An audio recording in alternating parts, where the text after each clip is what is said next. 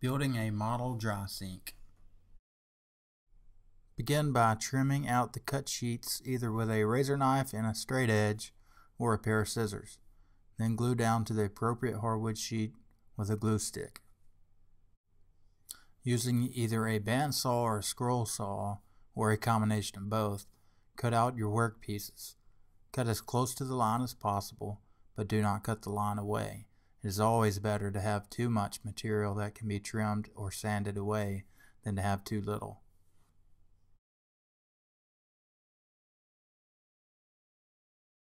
Now that you have all the work pieces cut out, it's time to move to the assembly stage.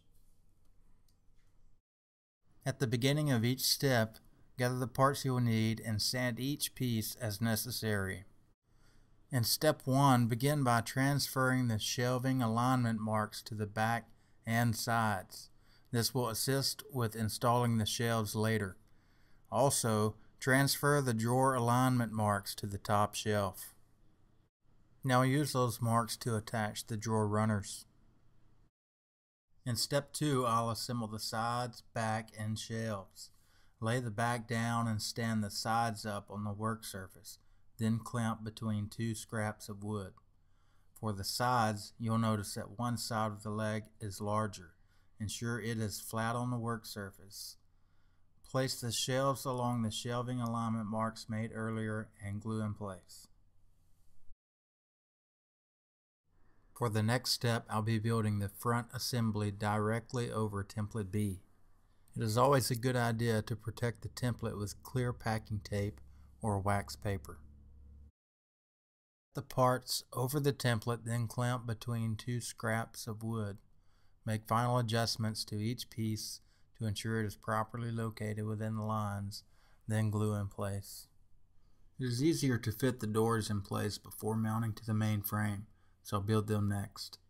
I sand a bevel into the door panels to give the raised panel look.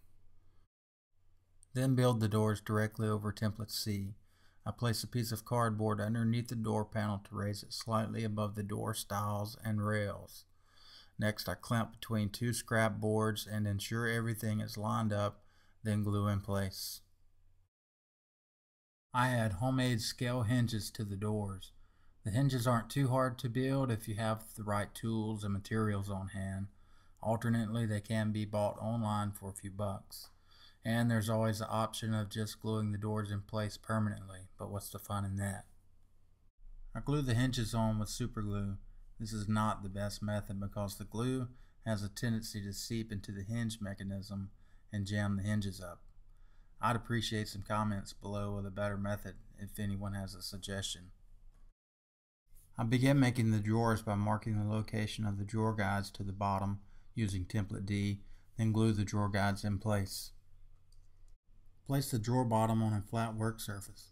Use the drawer guides as a reference to ensure the drawer bottom is flat. Using scrap wood blocks, sandwich the drawer sides and the drawer back in place. Ensure the drawer sides are flat on the work surface. Align the drawer back slightly forward from the back. Clamp in place and apply glue. Line up the front frame over the main box. There should be about 1/16 of an inch of the bottom shelf showing above the bottom rail, and the top shelf should be flush to the mid rail.